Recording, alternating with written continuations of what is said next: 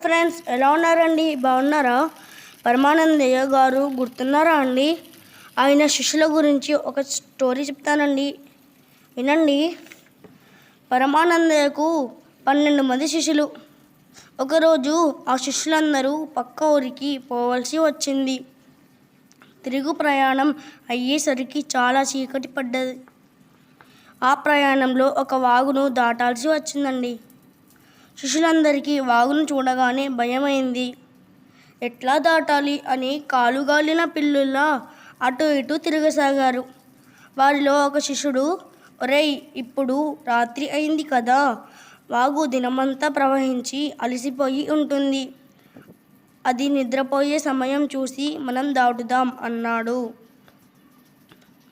మరి వాగు నిద్రపోతుందో లేదో ఎట్లా తెలుస్తుందిరా అని ఇంకొక శిష్యుడు అన్నాడు.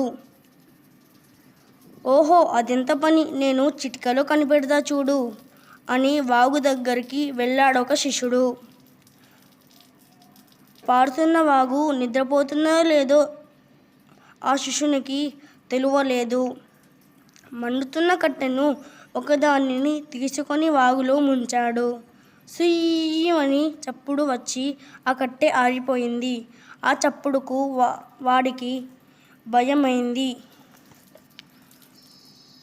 వాగుకు ఏం పని మిగిలిందో ఏమో, నిద్రపోలేదురా, తెలివితోనే ఉన్నది, ఉరుక్కుంటూ వచ్చి చెప్పాడు.